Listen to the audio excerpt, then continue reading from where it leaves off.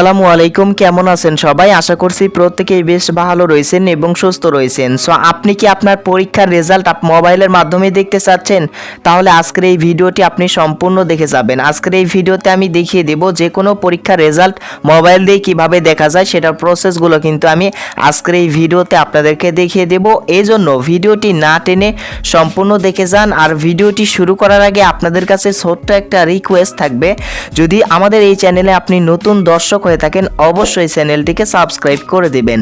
So আপনি SSC বা দাখিল পরীক্ষার্থী হন, বা আপনি এইচএসসি বা আলিম পরীক্ষার্থী হন, বা জেএসসি বা জেডএসসি পরীক্ষার্থী হন, সকল পরীক্ষার রেজাল্টই কিন্তু দেখতে পারবেন। যে প্রসেসটি আমি আজকের এই ভিডিওতে আপনাদেরকে দেখিয়ে দিব, সম্পূর্ণ ভিডিও দেখে যান, তাহলে কিন্তু আপনি বুঝতে পারবেন। আর আপনি মোবাইল থেকেই কিন্তু রেজাল্ট দেখতে পারবেন, তাও মার্কশিট সহ কিন্তু আপনি রেজাল্ট দেখতে পারবেন আমি যে প্রসেসটি দেখিয়ে দিব। তো দেখেন, যে কোনো পরীক্ষার রেজাল্ট দেখার জন্য আপনাকে কি করতে হবে, সরাসরি আপনার ফোন থেকে যে কোনো ব্রাউজার থেকে আপনি গুগলে চলে আসবেন এবং গুগলের সার্চ বারে চলে আসবেন। সো ভিউয়ার্স, গুগলের সার্চ বারে চলে আসবেন অ্যান্ড দেন সার্চ বারে আসার পর এখানে সার্চ করবেন রেজাল্ট বিডি। সার্চ বারে আসার পর এখানে লিখবেন রেজাল্ট বিডি। তো গুগলে সার্চ করবেন রেজাল্ট বিডি। তো গুগলে যখন আপনি রেজাল্ট বিডি লিখে সার্চ করবেন তখনই কিন্তু মোবাইল ডাটাটি অন রাখবেন এবং সার্চ করার পর আপনাদের মাঝে কিন্তু এই যে এইরকম একটি ইন্টারফেস কিন্তু আপনাদের মাঝে শো করবে। সো প্রথমেই যে ওয়েবসাইটটি আপনারা দেখতে পারবেন, এই যে এই ওয়েবসাইটটি, তো এইটার ওপরই প্রথমে আপনাকে ক্লিক করতে হবে। তো এই ওয়েবসাইটটির নাম হচ্ছে www.education.board.result.gov.bd। তো এডুকেশন বোর্ড বাংলাদেশ। দেখেন, এই প্রথম ওয়েবসাইটটি আপনি রেজাল্ট বিডি লিখে সার্চ করলে পেয়ে যাবেন। তো প্রথম ওয়েবসাইটটিতেই ক্লিক করবেন এটার উপর। দেন এই ওয়েবসাইটের মাধ্যমে কিন্তু আপনি সহজভাবেই কিন্তু আপনার যে কোনো পরীক্ষার রেজাল্ট কিন্তু মার্কশিট সহ কিন্তু আপনি দেখতে পারবেন। দেখেন, আপনি যখন এই ওয়েবসাইটটিতে ক্লিক করবেন তখন কিন্তু আপনার মাঝে এরকম একটি ইন্টারফেস শো করবে। সো আপনি কি করবেন, নখ দিয়ে জুম করে নেবেন। সো আমি এই যে এটার মাধ্যমে কিন্তু এখানে যে প্রসেসগুলো রয়েছে এগুলো প্রসেস সুন্দরভাবে ফলো করলে আপনি খুব সহজেই মার্কশিট সহ আপনার রেজাল্ট দেখতে পারবেন। সো এই যে দেখতে পাচ্ছেন, এখানে আপনি কিভাবে রেজাল্ট দেখবেন সেটা আমি দেখিয়ে দিচ্ছি। দেখেন, সো এখানে যে কাজটি আপনাকে করতে হবে, এই যে প্রথমেই দেখতে পাচ্ছেন এক্সামিনেশন নামের একটি অপশন রয়েছে। আমি আপনাদেরকে এই যে দেখুন জুম করে কিন্তু দেখাচ্ছি। তো দেখেন, প্রথমেই আপনাদের এক্সামিনেশন নামের একটি অপশন দেখতে পারবেন আপনারা। তো এটার পাশে যে একটি বক্স রয়েছে, যে বক্সটির উপরে আপনি ক্লিক করে দেবেন। সো ক্লিক করে দেওয়ার পর এখানে কি সিলেক্ট করতে বলতেছে, এখানে সিলেক্ট করতে বলতেছে আপনি কি পরীক্ষার রেজাল্ট জানতে চাচ্ছেন, সেই পরীক্ষার নামটি এখান থেকে সিলেক্ট করে দিতে হবে। তো আপনি যদি জিএসসি বা জেডএসসি পরীক্ষার্থী হন তাহলে এখান থেকে জেডএসসি পরীক্ষা বা জিএসসি পরীক্ষা সিলেক্ট করে দিলেন।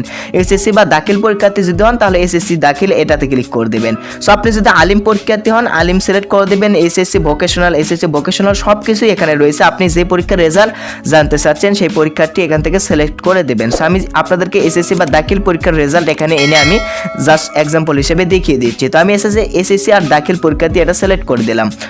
তো দেওয়ার পর এখন আপনাদেরকে আপনাদের পরীক্ষা, যে পরীক্ষার রেজাল্ট জানতে চাচ্ছেন সেটা এখানে সিলেক্ট করে দেওয়ার পর আপনি দ্বিতীয় নম্বরে দেখতে পারবেন ইয়ার, অর্থাৎ কোন সালে আপনি পরীক্ষাটি দিয়েছেন, আপনি কোন সালের পরীক্ষার্থী সেই সালটি এখান থেকে দিতে হবে, কোন সালে আপনি পরীক্ষা দিয়েছেন। তো সেটা সিলেক্ট করার জন্য এদের সিলেক্ট ওয়ান লেখা রয়েছে এই যে এখানে। তো এটার উপর ক্লিক করে দেবেন। দেন দেওয়ার পর আপনি কত সালে পরীক্ষাটি দিয়েছেন সেই সালটি এখান থেকে সিলেক্ট করে দেবেন। আমি 2018 সাল সিলেক্ট করে দিচ্ছি। তো আপনাদের যারা 2021 সালের এসএসসি বা দাখিল পরীক্ষার্থীর রেজাল্ট দেখবেন তারা এটার উপর ক্লিক করার পরে এই যে এখানে দেখতে পারবেন 2021 নামের একটি অপশন রয়েছে, 2021 সিলেক্ট করে দেবেন। তো 2021 সিলেক্ট করে দেবেন। তো আমি 2018 সালের পরীক্ষার রেজাল্ট দেখবো, এই জন্য 2018 দিলাম। আপনারা 2021 সালের পরীক্ষার্থী হলে 2021 দেবেন, 2022 সালের পরীক্ষার্থী হলে 2022 সাল দেবেন, বা 2020 সালের পরীক্ষার রেজাল্ট জানতে চাইলে 2020 সাল দিয়ে দেবেন। অর্থাৎ এই যে ওপরে এক্সামিনেশন, আপনি যে পরীক্ষার রেজাল্ট জানতে চাচ্ছেন সেই পরীক্ষাটি আপনি কত সালে দিয়েছেন সেই সালটি কিন্তু এই ইয়ারের অপশনে দিতে হবে। সো গাইস, এইবার আপনাকে কি করতে হবে, তৃতীয় নম্বরে বোর্ড সিলেক্ট করতে হবে, আপনি কোন বোর্ডের অধীনে পরীক্ষাটি দিয়েছেন। সো সেটা করার জন্য সিলেক্ট ওয়ানে ক্লিক করে দেবেন অ্যান্ড দেন এখানে বিভিন্ন বোর্ডের নাম দেখতে পারবেন, বরিশাল, চিটাগাং, কুমিল্লা, ঢাকা, দিনাজপুর, যশোর, ময়মনসিংহ, রাজশাহী। অর্থাৎ আপনি কোন বিভাগ বা কোন বোর্ডের অধীনে আপনি পরীক্ষা দিয়েছেন সেই বোর্ডটি এখান থেকে সিলেক্ট করে দেবেন। সো আপনি যদি ঢাকা বোর্ডের হন ঢাকা বোর্ড সিলেক্ট করে দিলেন, অথবা আপনি বরিশাল বোর্ড হলে বরিশাল বোর্ড সিলেক্ট করে দিলেন, অথবা রাজশাহী বোর্ড হলে রাজশাহী সিলেক্ট করে দিলেন। সো যারা দাখিল পরীক্ষার্থী রয়েছেন তাদের জন্য মাদ্রাসা বোর্ড সিলেক্ট করতে হবে। আর আপনি যদি দাখিল বা মাদ্রাসা থেকে পরীক্ষা দেন তাহলে কিন্তু আপনাকে এখানে মাদ্রাসা এটা সিলেক্ট করে দিতে হবে, বোর্ডের জায়গায় মাদ্রাসা বোর্ড সিলেক্ট করে দিতে হবে যারা দাখিল পরীক্ষার্থী। আর আপনি যদি জেনারেল হয়ে থাকেন তাহলে কুমিল্লা, ঢাকা আপনার বোর্ড আপনি এখান থেকে লিখে দেবেন। ওকে, তো আমি যেহেতু দাখিল পরীক্ষার্থী এই জন্য মাদ্রাসা বোর্ডটি সিলেক্ট করলাম, আপনি আপনার বোর্ডটি এখান থেকে সিলেক্ট করবেন অ্যান্ড দেন তারপরে রোল নাম্বার দিতে হবে এখানে। সো আপনার যে অ্যাডমিট কার্ডে যে রোল নাম্বারটি রয়েছে সেই রোল নাম্বারটি দিয়ে দেবেন, যে পরীক্ষার রেজাল্ট জানতে চাচ্ছেন সেই রোলটি আপনি দিয়ে দেবেন, আপনার রোল নাম্বারটি এখান থেকে দিয়ে দেবেন। ওকে, সো দেখেন এখানে আপনার রোল নাম্বারটি নির্ভুলভাবে দিয়ে দেবেন। আপনার অ্যাডমিট কার্ড প্রয়োজন হলে অ্যাডমিট কার্ড নিয়ে আপনি কি করবেন, এখানে এগুলো ফর্মগুলো ফিল আপ করবেন।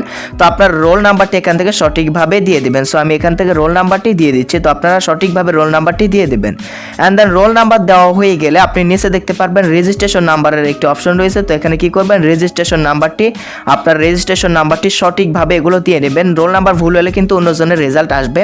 সো আপনার রোল নাম্বার রেজিস্ট্রেশন নাম্বার নির্ভুলভাবে এখান থেকে ভালোভাবে দিয়ে নেবেন। তারপরে দেখতে পারবেন, তারপরের অপশনে দেখতে পারবেন 4+6, অর্থাৎ এখানে কিছু মেয়াদ দিবে আপনাকে, যেটা যোগ করে যেটা হবে সেটা এই যে এই অপশনে দিতে হবে। তো আপনাদের কাছে অন্য কোনো মেয়াদও আসতে পারে, দেখুন 4+6 আসছে আমার, তা 4 এবং 6 10 হয়, তা আমি 10টা এখানে বাক্সে দিয়ে দিলাম। সো আপনার যেটাই আসুক না কেন আপনি সেটার যোগ করে এখানে দিয়ে দেবেন। তো দেওয়ার পর এইবার আপনাকে যে কাজটি করতে হবে সেটা হচ্ছে যে এখানে এখন এগুলো সাবমিট করতে হবে। তো সাবমিট করার জন্য আমি জুম করে দেখিয়ে দিচ্ছি, এই যে দেখতে পারবেন সাবমিটের একটি অপশন রয়েছে। তো আপনি কি করবেন, সাবমিট করে দিবেন। দেখেন সাবমিট করা মাত্রই কিন্তু রেজাল্ট, এই যে রোল দিলাম, যে মানে ইয়েটা দিলাম ইনফরমেশন, সেই ইনফরমেশন অনুযায়ী রেজাল্ট কিন্তু আমার চলে আসবে, সেটা আমি আপনাদেরকে দেখিয়ে দিচ্ছি।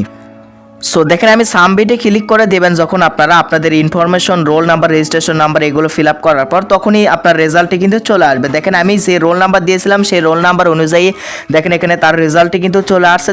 নিচে দেখতে পারবেন আপনারা আপনাদের মার্কশিট সহ কিন্তু কোন সাবজেক্টে A+ পেয়েছেন, কত নাম্বার পেয়েছেন, সব কিছুই কিন্তু এই যে এখানে আপনি দেখতে পারবেন। ওকে, তো এই যে দেখুন আপনার রেজাল্টটি কিন্তু এইভাবে চলে আসবে। তো এই পর্যন্তই ভিডিওটি আপনাদের কাছে কেমন লাগলো অবশ্যই কমেন্ট করে জানাবেন। দেখেন এখানে কিন্তু মার্কশিট সহ কিন্তু আপনার রেজাল্ট দেখতে পারবেন এই ওয়েবসাইটের মাধ্যমে। সো ভিডিওর মাঝে কোনো জায়গায় বুঝতে অসুবিধা হলে অবশ্যই কমেন্ট করে জানাবেন। ধন্যবাদ সবাইকে এতক্ষণ ভিডিও দেখার জন্য।